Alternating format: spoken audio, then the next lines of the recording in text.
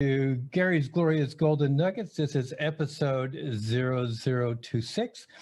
So happy to have you here. Today, we have Angel Ribo. He's known as the CEO Confidant. This gentleman has an international clientele. He's also an international TV host when you think about all that he does. He's on several talk shows where he's actually interviewing people. This gentleman is a philanthropist. He has a great sense of social responsibility. He's been an entrepreneur for years and years, and now we have the opportunity to hear from Angel. So let me welcome you, Angel. Thank you. Thank you very much for having me, Gary. It's a pleasure. It's an honor. And obviously, thank you, everybody who's listening to us today. Yes. Thank you, folks. We really appreciate you being here. I'm going to start right off, Angel. Totally. What do you wish you had known before you became an entrepreneur? To take action faster than I did. Oh my God.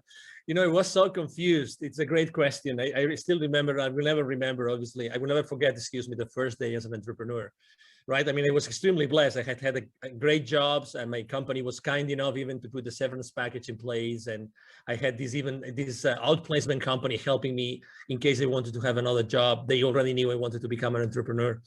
But hey, I mean, so much support and so many things, to be honest. Sometimes I think it was just counterproductive, you know, because I was always like, okay, so I have all those resources and then I have all these different options. I've done so many things and I have this route that I could go. I have this route that could provide this service, this other service. And yet, literally, I wish I had taken just one route and started like hitting hard in that direction. Definitely. That's definitely the thing that when I think back, I would have liked to know and change. And that's probably why I came out with this mantra, which is the main mantra for me and for my clients, which is taking perfect action now. Taking perfect action now. That's my main mantra.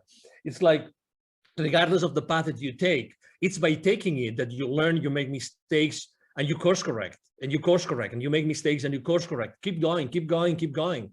You know, all the things will show up while you do it. It's not that you have to be insane. It's not that you have to be blind. Obviously, you have to be listening and you have to be analyzing what's going on around you. But, you know, it's like, I remember having this conversation with the director for the accelerator of the Babson College in Boston, in the Boston area. Probably you know, guys, that Babson is the #1 consistently. They deliver the #1 entrepreneurial degree in the country, if not in the world, consistently. And she was telling me right now, and that was 5 years ago, right now, in order to make a startup disruptive, we only need $10,000, $15,000. 5 years ago, we needed $200,000, $300,000. That's why the faster you go to the market, the faster you will see what you have to do to provide a better service to your audience. So, oh my God, I wish I had known that in 2016. Thank you for asking, Gary. You know, I love that because I've always lived by the mantra myself that says anything worth doing is worth doing poorly in the beginning. You know, just keep going on it. Absolutely. And you know, you and I probably believe that there's no really such thing as failure. There's success, but there's learning experiences along the way. And there's times when your goal is not met. So when you've had those moments where the outcome wasn't what you expected it to be, what was the greatest one of those in your opinion? And what did you learn from it? Actually, probably it was when out of the blue and through a personal connection, a company, an entertainment company from Spain came to me or called me and say, hey, we are the owners of such a TV network. We are in Spain. We're going to fly to Los Angeles in a couple of weeks. We would like you to be there because we would like to make you an offer. We would like you to help us develop their business. I had no idea, absolutely no idea about their entertainment business, nothing. But I said, I mean, they were friends of friends and I had seen them, I think, once in Latin America, but they really didn't know much about their business. But anyway, there I go to Los Angeles, I meet with them, and they say, so that's what we would like to do, but you know what? We cannot pay you as much as the other clients are going to pay you. So I said, well, okay. So, you know, all right, let's see what is in here for me. And you know, when your gut feel is telling you, Angel, there's something here, you don't know what it is, but I think that you should consider this. And really, inside of me, this voice that came to me saying, You have to do this. You don't know anything, but let's keep moving forward. And I was already there. I had nothing else to do for a week.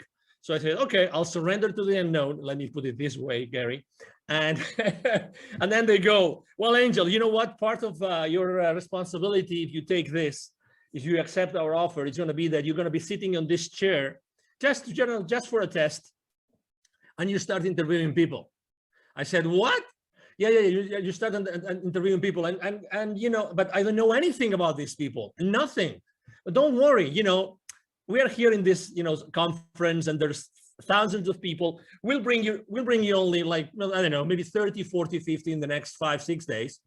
And we will probably not have time to tell you who they are, but it doesn't matter. You know, we'll sit them down here with you, and we know you're a smart guy. I mean, as much as I like challenges, Gary, you know, I mean, I don't know anything about what this person does, right?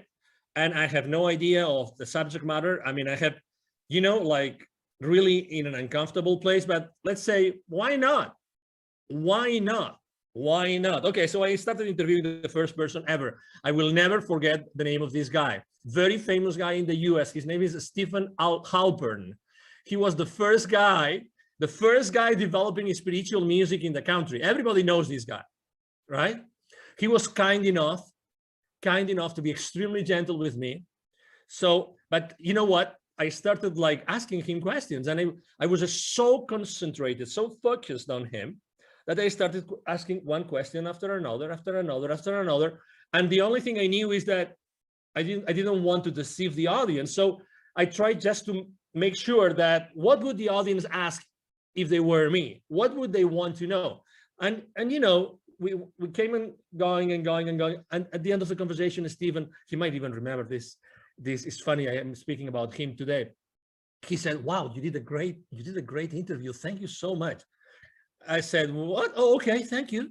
Thank you very much. Obviously, I would never say, you know, I never recognized to him, right? Like acknowledge that it was my first ever. And the number 5 or 6 was this celebrity from Hollywood, the Michelle Rodriguez, you know, the actress from, you know, the Fast and Furious saga of movies. And you name it. I mean, but guess what? All this, like, you know, discomfort for these many days eventually put me in a place where I said, oh my God, this is a skill that I'm developing that I didn't know that I had. I didn't know that by being previously spokesperson for large corporations of America in other places in the world had helped me. Oh my God, I am at the other side. I'm becoming the host instead of the guest. There is something here. There is some, you know, there is value. Why? Because I realized that I can make available to the normal citizen the greatness of my interviewee. And this is priceless. This is priceless. So this is probably one of the stories that I think that I wanted to share after your question, Gary. I will tell you, Angel, what I love the most is if the audience is sitting here and they haven't been pelted by your golden nuggets, they're not listening. I mean, it's just one after another. It's like a machine gun going off. Boom, boom, boom. Thank you. Thank you. I love it. So what advice would you give somebody who's saying, okay, I want to be an entrepreneur, but what do you suggest? What would you say to them? Yes, you know, I think that we live in a very important moment in history. Obviously, it's now March 2021. In the upcoming weeks or months, this will be, this interview will be published. So it's a very important moment in life, and it's not a coincidence that we are living this moment. Okay, so I would like to just make sure that you understand what this means. Okay, so the world is what it is, and we are here, all of us, to play a role, like it or not. Okay, we are playing a role in the new world that we are creating. Okay, so that's number one. Number two, I was blessed enough last year of delivering a couple of webinars to the local, business accelerator communities here in Dallas, Texas, and both were about the following subject, which is pivoting in times of crisis. Pivoting in times of crisis. And after doing those two webinars to the local entrepreneurs and startup CEOs communities, I would say one thing: we all have this incredible talent. We all have this unstoppable divine force inside of us that allow us to provide a unique service to the rest of the world, okay? Nobody has had the same life that you, listener, has had. Nobody. So you are unique. So even if you think, oh, there's going to be so many other coaches, so many other, consultants, so many other people making the same product, not a chance. That's not true. Nobody is able to provide the value, the wisdom, the teachings that you bring to the world just because you have had your own life and you have had your own experiences. That means by default, by definition, that means that there's going to be in the world an audience that is just waiting for you to show up and to give that value to them. So when I was telling these guys, going back to the story of the webinars here about, pivoting in times of crisis, there's four things that I would like to tell you. Number one, you already know that you have passions, that, there's something that you are enthusiastic about. Number two, there's always friends of you or relatives or colleagues that tell you you are an expert on something. You always come to you for something. Number three, the market is always going to need what you are willing to share with them, as I said before. And number four, and that's the only question maybe you have to ask, is the market willing to pay for it? Yes or no? If the answer is yes, and 95% of the occasions, yes, the answer is yes, then you have a business. So again, don't be fearful. I know you are on the fence, and I just answered a question saying, what was the main mistake I made is being on the fence for too long, right? So I know you are on the fence, but at the same time, know that there's people out there waiting for your message, and they will never go, and they will never move hiring someone or paying for someone's services unless you show up and they resonate with you. They're waiting for you there.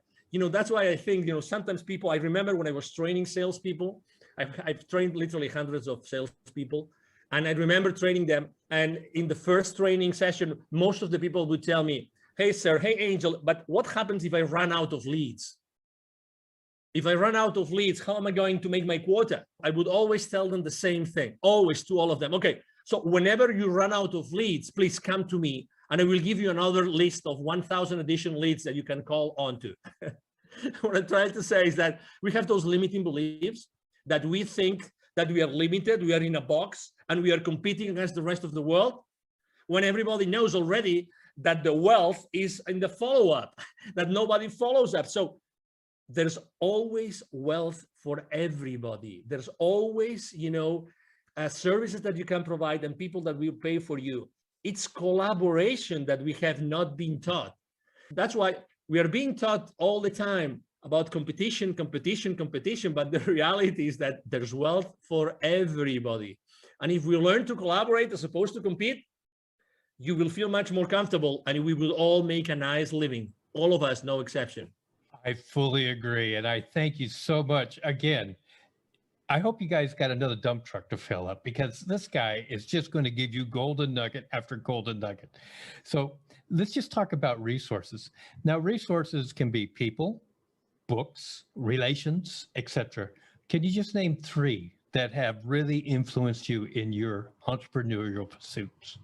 Yes, I would say number one, when I was in corporate America and I was in charge of, let's say, business development for many different areas in the world, I was very lucky because regardless of my own sales team, I was always working in what is called like indirect sales models. Indirect sales models means that the companies I was working with, we were going to the market and selling through resellers, through partners, and this kind of, intermediaries, let's put it this way. That was a great blessing. Why? Because I became the most trusted advisor of all those companies. Guess what? The leaders of those companies and the different employees, they were pure entrepreneurs. They started their companies small, and they wanted to thrive, and they wanted to make a lot of money out of the margins that we were giving as the vendor, right? So that's the number one thing. Resources, people that I always was working with, and I was always working with partners. That's why I talk about collaboration all the time. So number one, resource, partnerships, collaborators, resellers, distributors, you name it. Look for something, someone, companies, people that can go to the market, help you go to the market. That's number one. Number two, speaking about books, I'm not going to be very, let's say, very conventional with my answer about books, because I would say that probably the books that have influenced me the most have been more spiritual books than business books. But had I not read this book, and I'm going to mention just one of them, I would have never done what I have done, and I would have never moved from Europe. And it's a book considered, it's a fiction book. It's a history, or excuse me, the story about a series of scrolls and revelations from the Amazonian, forest in Peru. The book is called The Celestine Prophecy by James Redfield. Had I not read that book, which was like, of course, I knew that already, but I would never say this aloud. This is, I would be embarrassed of sharing this with anybody, but I was reading the book and every single page was like, oh my God, yes. Oh my God, yes. I always had this feeling inside, but I never was able to formulate it properly. I was never able to say, oh yes, this is like this. Exactly. So, and why is this book so important? It was so important for me because that's the book that when I finished reading it, I said, I have to go from Europe. I am originally from Barcelona. I was living in the UK at that time. I said, I have to move from Europe to the Americas. I don't know why nor how. It doesn't matter. I'm going to go back to London and I'm going to ask my managers, my supervisors, hey, I would like you to relocate me to Latin America to work. I don't know why, I just want to go, right? And they told me, no, you're crazy. Why would you go from this, amazing job in this amazing country, making so much money, to a third world country? You are insane. But anyway, I took my chances and I did it, and I'm glad I did it. And that's the second resource, right?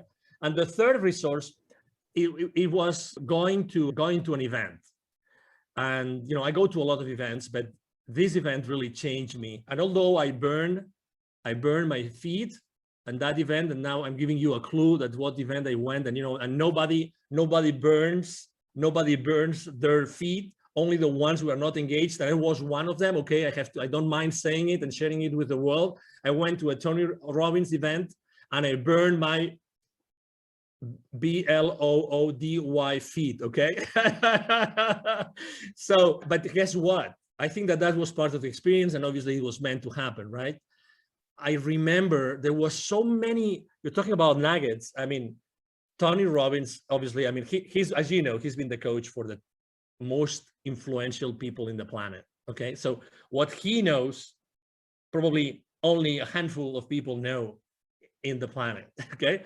So he was just sharing so many ideas, and the idea for the first time, the idea of, if you want to be really wealthy, that's going to be proportionate to the number of people that you help. And I had never, it seems obvious, right? It seems evident, right? But I had never thought about this in that way, that it's all proportional. So start thinking about how can you do something, provide a service or a product that you are going to be able to scale afterwards, right? Because it's going to be the amount of people that you serve, what's going to define the rest of your, let's say, wealth life. Those three resources, collaboration with partners, this specific book, and going to this specific event, those were three amazing resources that they made Angel Ribo the CEO Confidant that I am today. Well, I'm glad that you hit those resources. And I must admit that in my life, two of those have been experiences for myself without the burnt feet. but let's just move on here. There's a lot of myths about being an entrepreneur. And because they're myths, I'm going to give you an opportunity to just pick one and just bust it right now for our listening audience. Any myth? Probably the first myth that I like to speak about a lot is the imposter syndrome. The imposter syndrome. We all as entrepreneurs at some point, generally in the beginning of our journey, we think that we're not worth it, that nobody's going to hire us, and that whatever we say that we did before, it's just BS, with all due respect to everybody, okay? Because we think that it wasn't enough. We think that nobody's going to hire us because before we had all this powerful machinery, of this large corporation or company, supporting us. And then we think that as soon as we start saying what we did before and try to capitalize and try to show it to the world, it's fake, because it's fake because it was in another setup and it was another system and we were working with another set of goals, but it's not true. It's not true. Again, we are, as I said before, we have treasured inside of us a series of experiences, knowledge, wisdom, which is not comparable with anybody else. And that goes the other way around too. So it means that, we really don't have, and you are not competing with anybody else. So when we have this syndrome that, we think that what we are saying, even though, deep inside of us, we know it's true, we still have this feeling, and we say it like with our, mouth, like semi-shut, you know what I mean? When I read the other day a great quote, I used it for my motivational quotes on social media. I write books to know what I know. I write books to know what I know. And I can tell you, one of the reasons why I accept so many invites from podcasters is because for me to be on a podcast and to be interviewed is such a blessing, because I really get to know what I know. I have to tell you, and I can tell you a very interesting story. The other day, I was interviewed by a young guy from Bangladesh. I was his second guest, okay? And he was intimidated, so intimidated that he made it late to the show, and he was the host, right? When you realize that he was late, not because of any other reason, but when you start talking with him, you realize that there's something there. And I spent literally like the first 5-10 minutes just praising him, just telling him how brave he was, how courageous he was, that I had been in his website and everything. And he was suddenly, I saw him growing. I saw him like becoming the phoenix bird. You know what I mean? This young man, I was his second, and he started asking me questions. And the questions he was asking me were so naive. But you would say, okay, they were naive, so they were not rich. No, because it's not such a thing as a naive question. I phrase it like this, so you realize you know what I mean. But he forced me to answer questions in a way that nobody else had ever forced me to answer. So out of his spontaneity or his, being genuine and naive, actually, we eventually had an incredible interview. I really thank him so much. And obviously I offer my help to him. He's in Bangladesh and he's a very young guy. You never know where the diamonds are going to be buried. You never know that. Never, ever. So it's very human. Going back to the original question, it's very human to have the imposter syndrome. But hey, show up, step up, expose yourself. That's the best recipe I can give you to bust the imposter syndrome that we all as entrepreneurs go through. Show up. Don't be afraid. And if you cannot answer a question, it doesn't matter. Be genuine and say, hey, I haven't got the finest idea of how to answer this question. I will have to think about it. Just that. And it's you. And there's going to be people that are going to say, this guy was strong enough, and he was authentic enough and humble enough to acknowledge that, or he or she obviously wasn't able to answer that question. And that's part of who you are. And again, I'm sure that for the next interview, you will be able to answer this question and many others, because you probably will have done some homework, but I really like this, like as to be busted, because we all go through it. It's a limiting belief, and it's so not true. So not true, Gary. I really appreciate that. And one thing that I know from our brief interactions with each other, you are a master at building other people. You are a master at helping to establish confidence in what people have to offer. So I really appreciate that aspect of you from my point of view. Now, I'm going to change up a little bit, because I'm not going to ask the next question I normally ask. We talked about social responsibility. I'd like you to talk about your point on social responsibility as an entrepreneur. Yeah, there was a time in my life in which I said, if not me, who? And you will understand why. If not me, who? I had this question inside of me, if not me, who? When when I was in Latin America, I lived in Latin America for 10 years, and I was working with Latin America for 15 years. And I was going there so often. I was always dealing with, we were doing consultative selling to large corporations present with their subsidiaries in Latin America.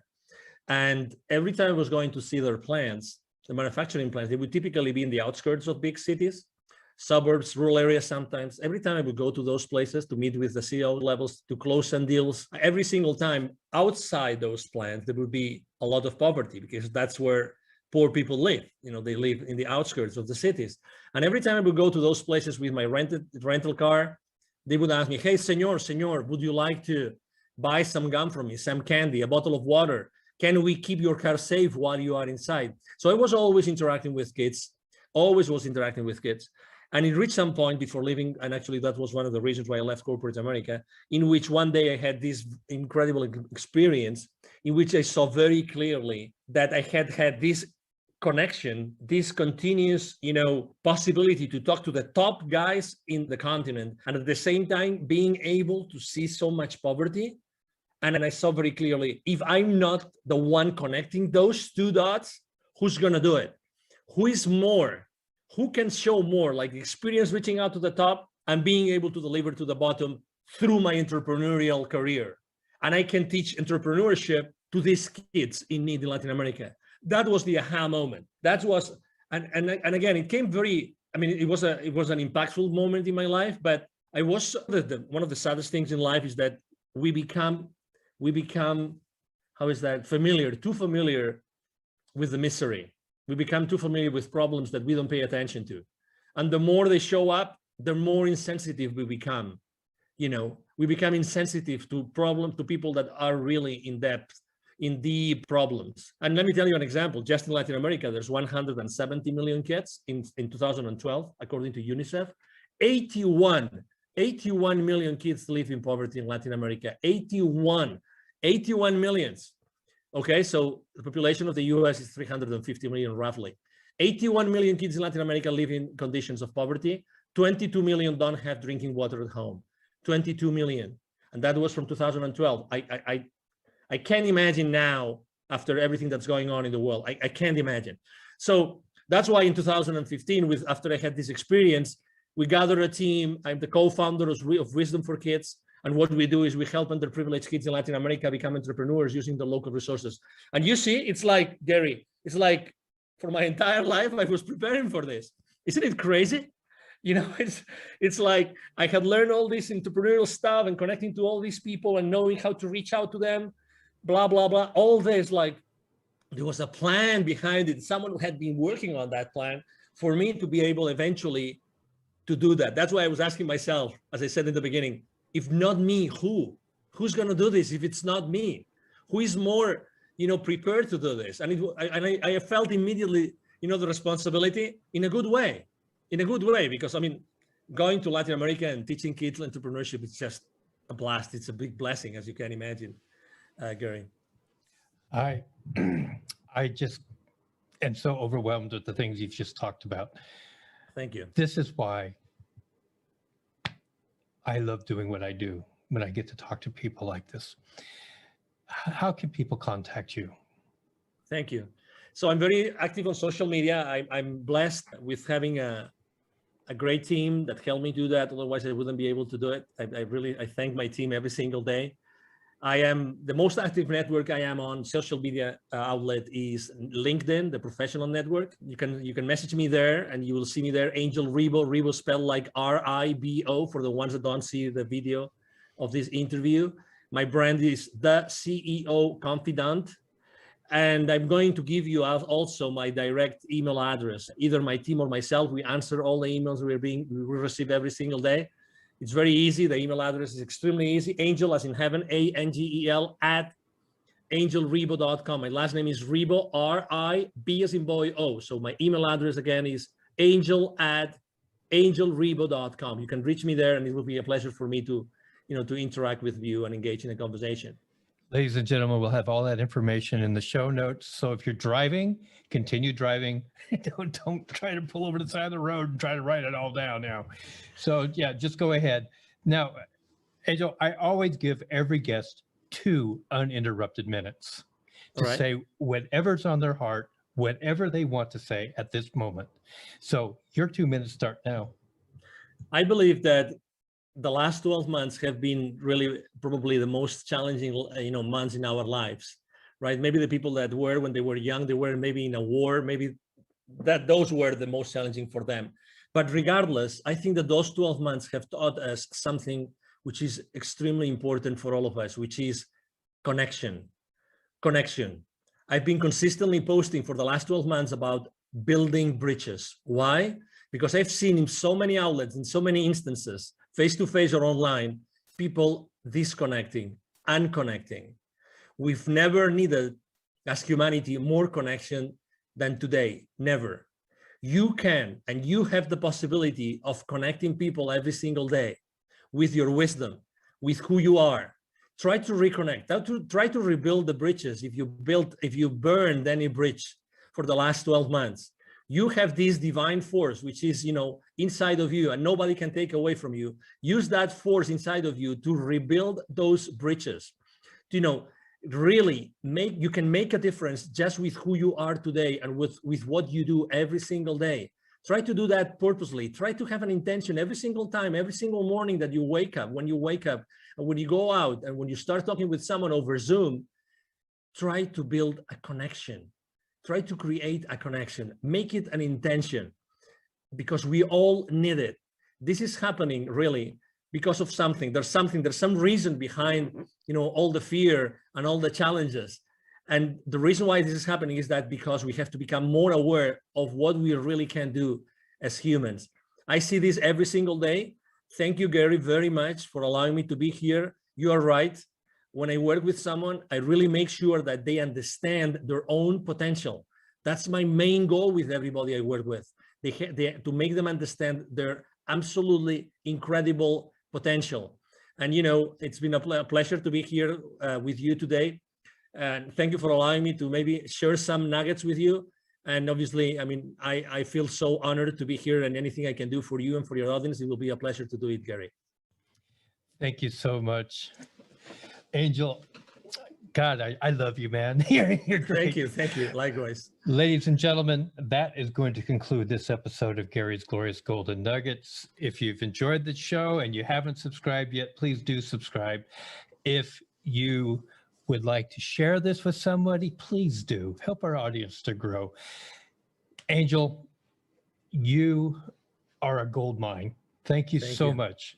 Thank you so much for your time. Absolutely. God bless.